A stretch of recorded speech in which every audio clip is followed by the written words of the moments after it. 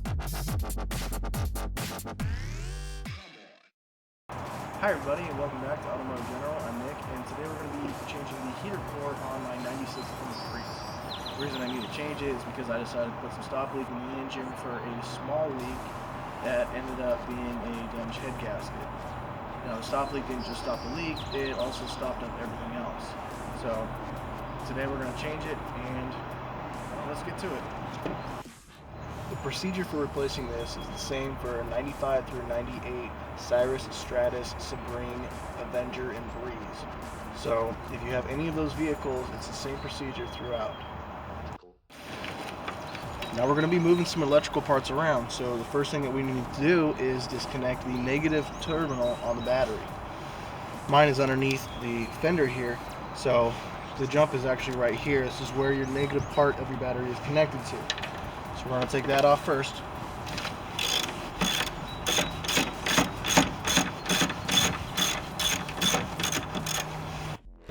Now with the battery disconnected, we can start taking the center pedestal apart.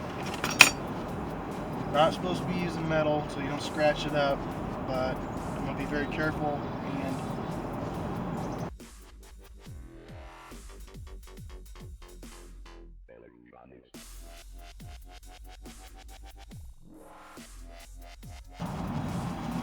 pretty easy, just pops right off. Next we're going to disconnect our bottom piece here. There's only 2 screws, one here, one back over there, and our fuse access panel. So with that disconnected, we're going to start on the top part here. Now remember, this does have airbags in it, but the manual says is that we have to have the battery disconnected for more than 2 minutes in order for the airbags to discharge and not go off in your face. Now remember, there's lots of screws to keep track of in here. You don't want to lose any of them. So once you take off the panel, make sure you put the screws back to where they go, that way you don't lose any of them. Another good idea is to use a parts bag, which you can use like a Ziploc baggie or something like that, label it to where it goes. And now that we have our panel uninstalled here, we have our screws temporarily installed. We're going to take this panel off the rest of the way so that we don't ruin it. There's 3 screws, 2 on the left side, 1 on the right. And now that we have this panel off, we're going to start taking this part out right here. Anyways, the rest of these panels all need to come off, including the center console. I'm going to show you how to take the gear shifter off, as well as this bezel right here. Now with this part off, our wire is disconnected from our cigarette lighter. Our light bulb's right here, taken out of the cover. We're going to take this bezel off here.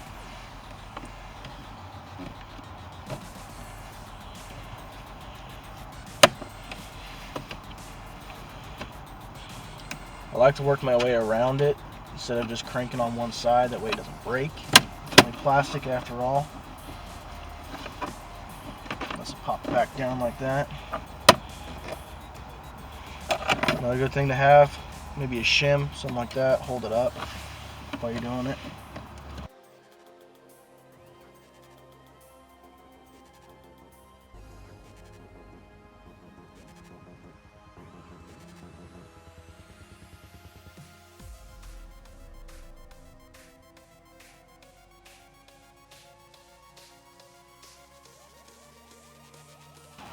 And there you have it. Now we gotta take the shift knob off so that we can get this off, so that we can take the rest of the console off. Now the shift knob is only held on by a 2mm Allen key. It's really simple. There's a slot right here for it on the side.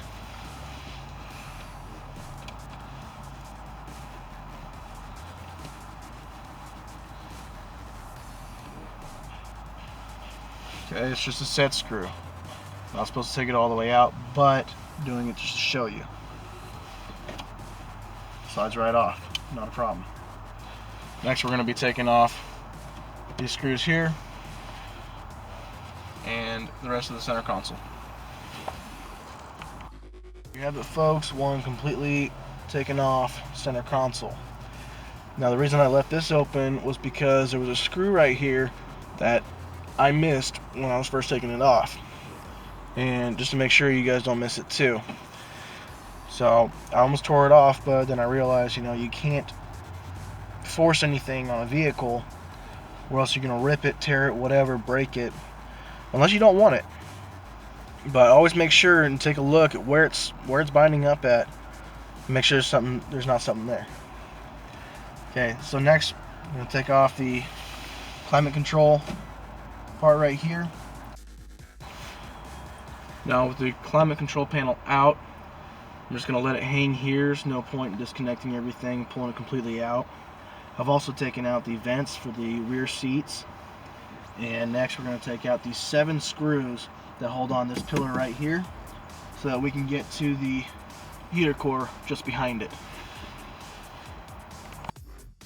And with some finesse and some finagling, finally got that guy out of there.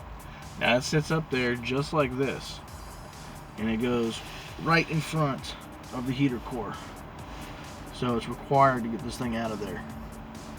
Next, we're going to drain the coolant system into a suitable container so that we can take the heater core out without having coolant spill everywhere.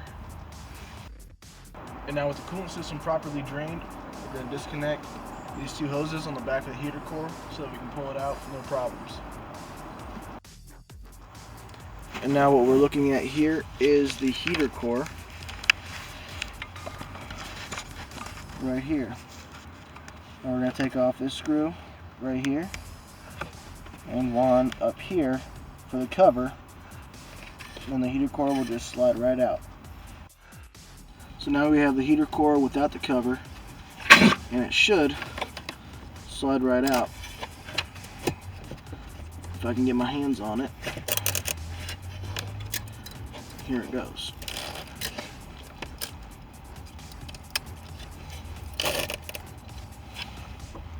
Anyway, got some stuff in the way still, so I'm going to remove that and slide it right out. Okay, so to get this panel off, I had to get the glove box off the rest of the way. Then I could remove this panel. There's 2 clips that held it on, look like this. But now, finally able to get to pulling this thing out. Move these wires out of the way, just pull them up.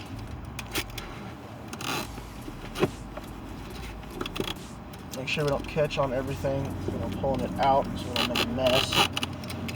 That'd be nice, huh? Anyway, up. And there's your heater core. There's the old one. So now I get to unpackage the new one and throw that bad boy in. Okay, so we have the new radiator core sitting here, and we're ready to install. My battery died on my camera, so I have to use my phone. I apologize if the picture quality is any worse. So we want to get this thing in here without ruining the fins. But, typical, we got stuff in the way.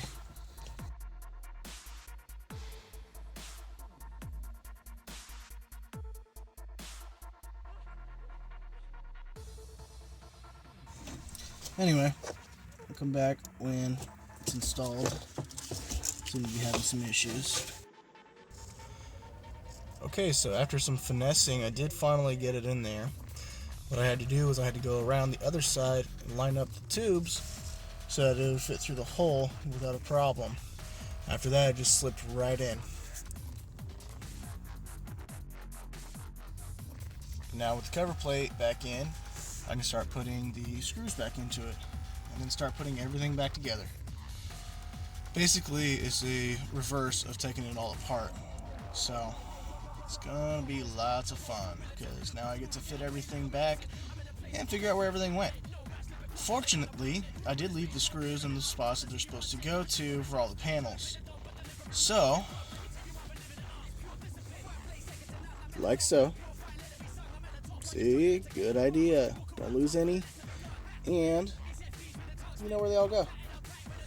Anyways, no spare parts. Alright, so I'll put this back together and we'll see how it goes. Oh, and by the way, right now is as good a time as any to clean up any of the plastic you may have spilled stuff into, like myself. But since it's pulled apart and everything, it's easier to get into the cracks and crevices and whatnot. As you can see, nice, pretty, and clean. Well, most of the way.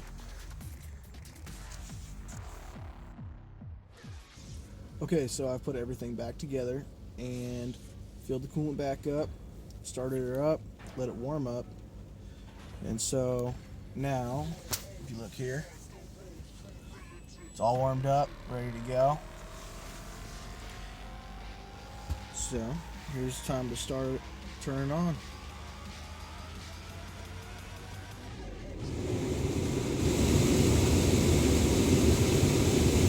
I can feel it already, it's nice and warm. Throw it onto the fan. Yeah. Finally have a heater. And winter's almost over.